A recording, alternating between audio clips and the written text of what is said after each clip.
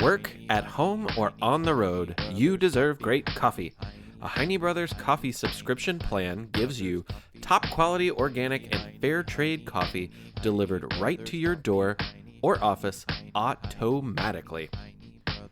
You select the frequency, the quantity, and the variety of coffee, and Heine Brothers will take care of the rest.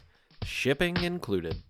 Also makes a great gift, so order online at HeineBrosCoffee.com. That's HeineBroscoffee.com/subscription and use the offer code THEPAST for $5 off any gift subscription.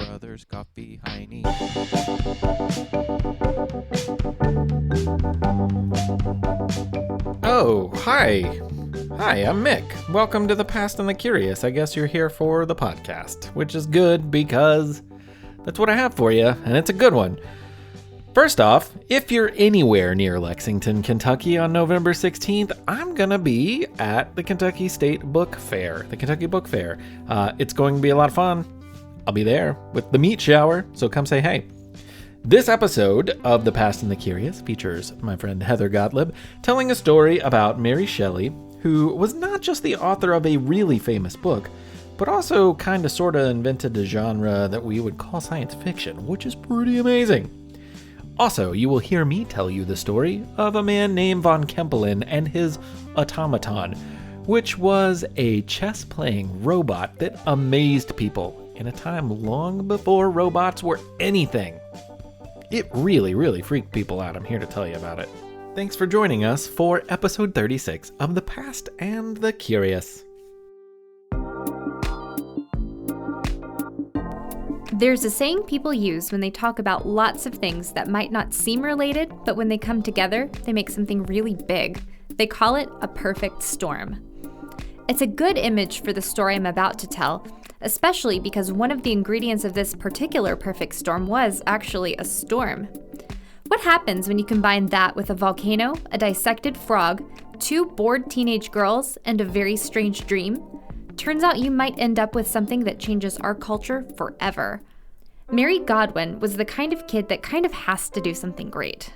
Her mother, Mary Wollstonecraft, spoke 3 languages, earned her own living when that was not the way it was supposed to be done, and married for love when that also wasn't the norm. Mary Wollstonecraft was a risk taker. When things in her home country of England weren't quite going her way, she became curious about what was going on overseas in France. She'd heard that a revolution was brewing. She wanted to see for herself what would happen when the French people decided to overthrow their king. She was so inspired by the events of the French Revolution that she wrote several works of philosophy, including A Vindication of the Rights of Woman, which even to this day is considered one of the most important works ever written about women's equality. But that's a story for another podcast. William Godwin, Mary Godwin's dad, was also a philosopher who questioned the way things were in the world. He met her mom at a dinner held by their publisher, which sounds very glamorous in New York for 18th century London. They fell in love and got married. Their daughter was born in 1797. It seemed like this power couple would have the world at their feet and would be completely unstoppable as a family of 3. Unfortunately, that wasn't to be the case. Mary Wollstonecraft died only a month after their baby was born. William loved his daughter very much and decided to be much more involved with her life than a typical widowed dad of the 1700s might be. He took care to educate Mary, and whenever he traveled, he wrote that he thought about her every day. The only hiccup came when he decided to get married again, to his neighbor, Mary Jane Clairmont. Miss Clairmont was not an evil stepmother by any means, but the memory of Mary Wollstonecraft set the bar very high for her only daughter. Mary Godwin never got along with her stepmother, although she did find a fast friend in her daughter Claire, who became her partner in crime in many ways. She was always by her stepsister's side, even after Mary faced some severe social consequences after she secretly married a poet named Percy Shelley. By 1816, it was high time these 3 talented young people got out of London, just like Mary's mother had all those years before. Luckily, the most famous celebrity in London decided to offer up his villa in Switzerland as an escape. Lord Byron, owner of the villa, was handsome, well-connected, rich, and a war hero. Claire Clairmont happened to be completely smitten by him, so she was happy to come along with Mary and Percy. The four of them and a few others wound up on vacation at the villa, which was on the shores of Lake Geneva in Switzerland. It was shaping up to be an incredibly fabulous summer. The funny thing was, this happened to be the year without a summer. In 1815, a volcano had erupted in Indonesia, and so much ash clouded the atmosphere that the weather changed across the globe into the next year. Crops failed and animals, including horses, sadly starved. This led to an invention that later became the bicycle, since people had to seek out other means of transportation. In America, people fled frigid New England, where they could ice skate in July, for places like Indiana and Illinois, which paved the way for that region to become America's heartland. In Germany, the first fertilizers were invented in hopes of helping people grow food. From China to Canada, it snowed in what were supposed to be the warmest months of the year. And for Mary, Percy, Claire, Lord Byron, and their friends in Geneva, what was supposed to be a fun and well-deserved summer away was shaping up to be one of the most boring seasons of their lives. They had planned to go boating to pass the time, but storms prevented them from leaving the house. The only thing that entertained them, this was over 200 years ago after all, was retelling each other old German ghost stories. After a while, even those got old. So they decided to write their own scary stories. It became a contest because everyone was desperate for something to liven up the dreary, cold days. Everyone was smart and talented and sure they were going to win. One person decided to take on an old Eastern European myth with a story entitled The Vampire, upon which Lord Byron based a fragment of his own story, which was called, well, The Fragment. The bubble of attractiveness might be real for all the grown-ups who are listening. Percy Shelley strayed from the topic entirely with his poem Hymn to Intellectual Beauty. Claire's contribution was lost to history, and Mary was absolutely stuck. One night, she had a nightmare that might have been inspired by some of the experiments that she'd heard that had been happening in Italy. Dr. Luigi Galvani had been testing the effects of electricity on dead frogs. It turned out that electricity could actually move their limbs, a process called galvanization. In Mary's nightmare, she saw something like this experiment but happening to a real live man, and she wondered, could electricity create life where there wasn't any? The possibility was scary and thrilling. She woke up knowing what to write. Frankenstein, or the modern Prometheus, was Mary's contribution to the contest. It turned into a bigger work that explored the consequences of people having the power to play with life and artificial intelligence. In it, Dr. Victor Frankenstein creates something that he calls the creature. The creature can think and act by itself. Lots of moral questions ensue when the creature isn't what Dr. Frankenstein expected once he starts to act on his own. Needless to say, Mary won the contest that summer. The book was published to great controversy in 1818, but later became a staple of literature. It was originally published anonymously since so many people argued about the topic. Some people said that it toyed with the idea of playing God. When Mary completed the manuscript, she was only 19 years old. Since Frankenstein, many authors have imagined or speculated how new breakthroughs in science might affect everyday life and created entire worlds around these ideas. Famous authors from Edgar Allan Poe to Margaret Atwood were inspired to take current events that were taking place on various frontiers, whether it was the Arctic Circle, outer space, or the future. They explore how that might change things for humans and how people might feel in works of speculative or science fiction. Now, the genre includes such classics as Star Wars, and it's all thanks to a young woman who, if she were alive in 2019 instead of 1819, would be college age. Sometimes it does take a perfect storm of various forces to create huge effects in the world, whether it's a real storm or an imaginary one. Science fiction helps us to ask tough questions about new things in the world and has inspired some of the most beloved stories in our culture. I think that Mary Shelley, as the inventor of science fiction, teaches us an important lesson. You don't have to be a full-fledged adult or even a particularly experienced person to change things. All you need is imagination and a few of the right ingredients. From the creators of the popular science show with millions of YouTube subscribers comes the Minute Earth podcast. Every episode of the show dives deep into a science question you might not even know you had. But once you hear the answer, you'll want to share it with everyone you know.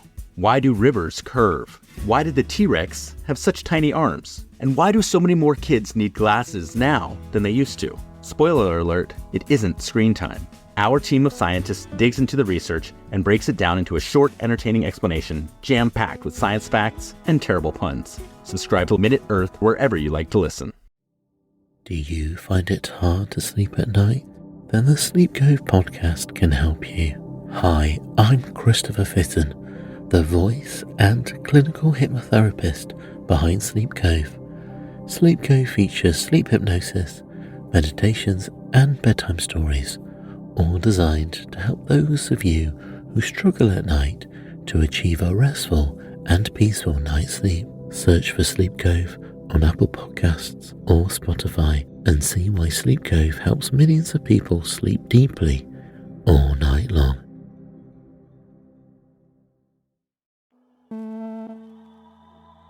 This month, for You Have 30 Seconds, we are going to space with Grace. Space Grace from El Dorado Hills. Ready for blast off. You've probably heard of Neil Armstrong, but did you know that there were many people who helped him land on the moon? One person was Eugene Cernan. In 1963, Cernan became a NASA astronaut and worked in the Apollo system. His first assignment was to go into lunar orbit and map out the mission that Armstrong would complete. Armstrong walked on the moon in 1969. 3 years later, in 1972, Cernan had his chance, making him the last person to walk on the moon. Cernan died in 2017 at the age of 82.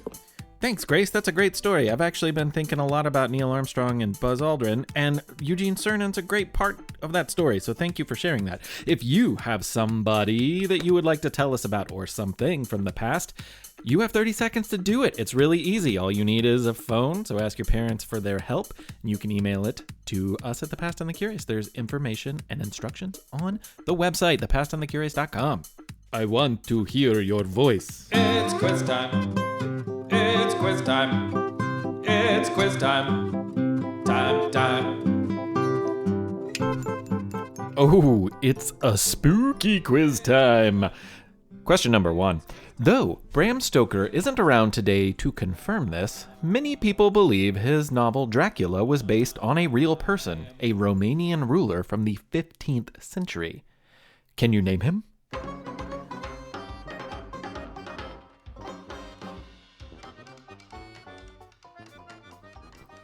Vlad Dracula, or Vlad the Impaler, is regarded as a hero by some and a monster to others. He was a fearsome ruler who protected his country in some scary ways. Let's just say that he earned his nickname, Vlad the Impaler. Question number 2.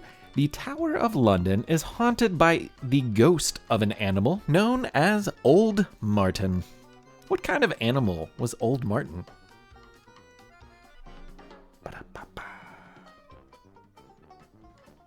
It is believed that long ago in Europe, people would avoid saying the word bear, kind of like they avoided saying the word Voldemort in Harry Potter.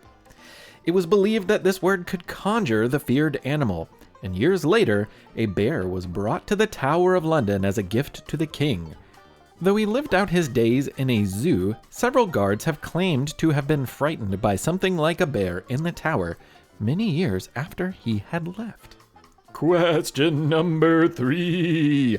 The Raven is one of the most well-known poems in history. The moody and well-written poem features a bird who answers all of the narrator's questions with one word: nevermore. But Edgar Allan Poe's famous work might not have featured a raven at all. Do you know what he considered first?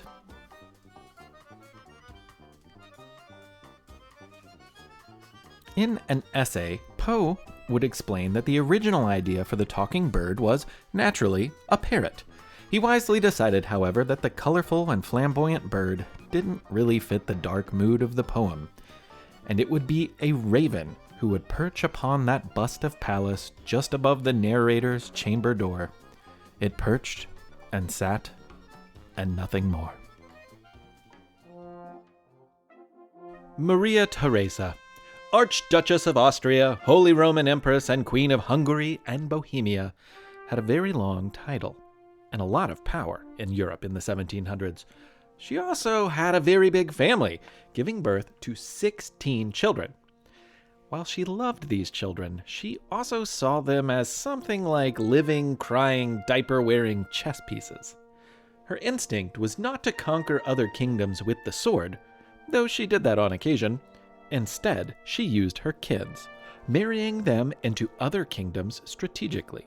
You may have heard of her daughter, Marie Antoinette. She would marry King Louis XVI of France. Unfortunately, the two of them would find their bodies separated from their heads during the French Revolution.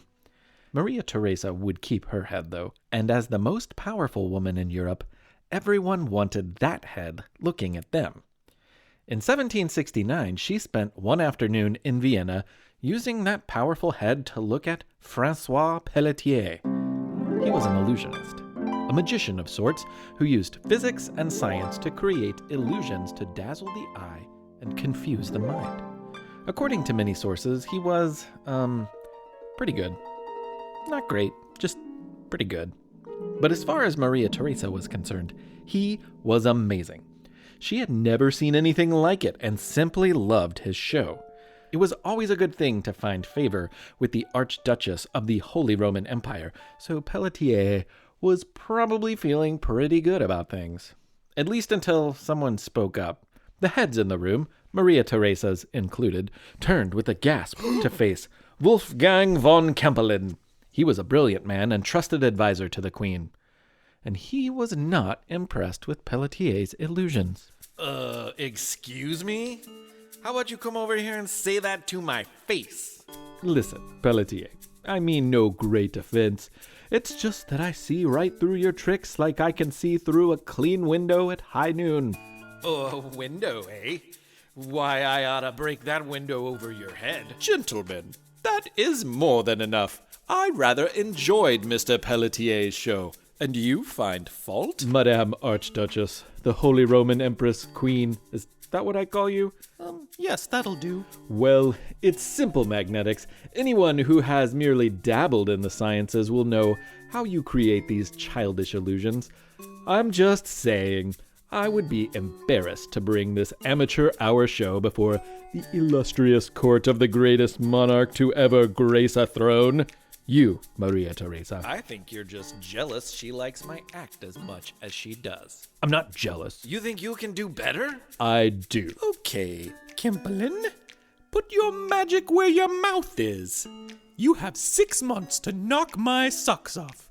Go create something new and amazing. I'll have someone make me some new fancy socks just for the occasion. Point of clarity. We are pretty sure the conversation did not go exactly like this, since no one recorded it word for word, but we believe many of these things were said in one way or another. Kempelen had to get to work right away, because 6 months would fly by in a blink. Luckily, he was a bright guy. The Hungarian man wasn't just a math whiz, he was a polyglot, meaning he knew many languages. And for his day job, he put that ability to use, translating complex legal codes for the kingdom. He also managed salt mines for the Queen, and, sorry, I'm falling asleep because that's so boring. So it's hard not to see why he would get so excited about creating some magic. It would be a welcome change. Light bulbs went off in his head with each new idea, which was amazing since light bulbs hadn't even been invented yet. But his mind kept coming back to the automaton. Wildly popular at the time, automatons were mechanical devices, early robots of sorts. They were precisely programmed and built to appear lifelike and capable of doing nearly anything. Famous already was one early robotic creation that looked and moved like a man and actually played the flute. But perhaps the most famous of its day was the digesting duck. Inside this creature was a network of gears and pulleys and other simple machines, but on the outside, it looked just like a duck. In order to delight his audiences, the inventor would introduce the duck, which began to move, and bob upon a gilded pedestal. The creature quacked. It splashed water with its beak, and it even ate grain from the palm of a hand. No. And then, if the audience wasn't flabbergasted enough, it did the unthinkable, the most convincing. the hilarious. It pooped. It was a machine, and people knew that, but the fact that so much perfect clockwork and mechanical precision was placed into such a small invention that was meant only to delight captured imaginations. Drawing inspiration and considering his queen's focus on chess-like machinations, Kempelen settled on what he would build. It would feature much less poop than the duck, and far more chess. Exactly 6 months later, he triumphantly brought it to the court of Maria Theresa. Quizzical looks and curious faces blinked from Kempelen to the invention and back. It was a man, life-sized and seated behind a cabinet, and on top of the cabinet sat a chessboard. Kempelen wheeled the seated man around, and he opened the doors in the face of the cabinet, and inside people saw a complex array of shiny gears and machinery. Nothing tricky. He then showed them the back doors, and there was more of the same. Next, he set the pieces to prepare the chessboard for a match, and then asked the room for a challenger. The volunteer would play this automaton, this mechanical man, in a game of chess. Immediately the room filled with disbelief. What a preposterous thought! A chess game required intelligence, logic, and analysis. Each game was unique and had thousands of possible scenarios. How could an automaton made of wood and metal possibly play a living, breathing, thinking human being? A volunteer stepped forward, and as the game began, the automaton moved its head back and forth. It raised a slightly unsteady wooden arm, clumsily grabbed a piece, and moved it on the board. Easy enough. Automatons had been built to do very specific things. Perhaps this one was programmed to play the same game of chess over and over. But as it went on, it was clear that this was not the case.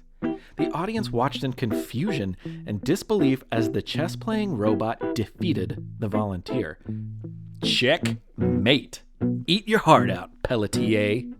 Now, this was 1770, and we were a long way from artificial intelligence. This was like losing to a grandfather's clock, and many people were startled, alarmed. There was nothing in the natural world that could explain what just happened. Minds were blown. More and more people wanted to see for themselves, and for a while Kempelen obliged, demonstrating his magical machine for others. But having achieved his primary goal of impressing the queen, he grew weary before long. He had legal codes to translate and salt mines to manage. So at some point, he told people that the machine had been disassembled and put into storage. But you can't keep something like that under wraps for long. The automaton was taken on a tour of Europe, where it defeated none other than Benjamin Franklin in a game of chess. After Kempelen's death in 1804, the chess-playing automaton changed hands, and the new owner arranged for a match with Napoleon Bonaparte. Bonaparte wished to test the machine, and he made an illegal move. The machine shook its head defiantly and moved the piece back to where it began. He tried a second time, and the wooden man simply removed the piece from the board and took its turn. But when Napoleon tried a third illegal move, the automaton angrily swept its wooden arm across the board, sending all of the pieces crashing to the floor. Stories of the encounter say that Napoleon was delighted with the machine's reaction. The new owner eventually brought the automaton to America, where it was only used occasionally, and it spent its last years gathering dust at none other than Charles Willson Peale's museum. A fire destroyed it in 1854. Throughout its lifetime, people like Benjamin Franklin and Edgar Allan Poe tried to figure out how this wooden man filled with gears and simple machines could play such intelligent games of chess. As it turns out, just like Pelletier's tricks, the automaton's chess prowess was all an illusion.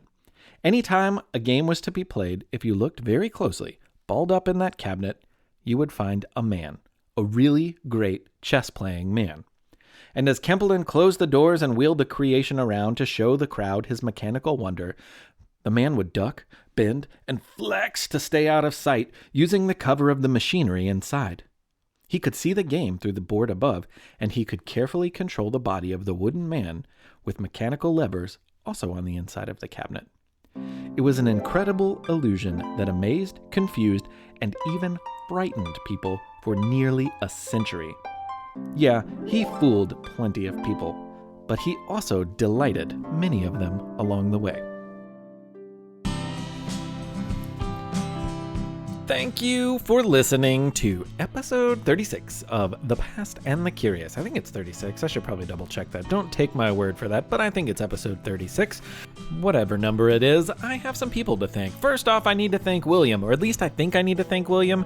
Maybe when you subscribe to my Patreon, you did it in somebody's name. So if I need to thank someone else, like a child, if you're not a child, then tell me, and I'll thank them in the next episode, by all means. And the same goes for this next person who is getting a shout out, and that is Alice! Alice! Alice! Alice! Thank you. Thank you. Or at least I think thank you. Thank yes, you. thank you. Yes, thank you. But if it's somebody else that I need to thank them too. Yeah, thanks. And last but not least, Lisa, Bobby, Michael, and I guess Remy too. I'll get your song together for the next episode, which, fair warning, is about water, sewers, and a little bit of poop. But since you're changing, diapers all the time, it shouldn't be too gross for you.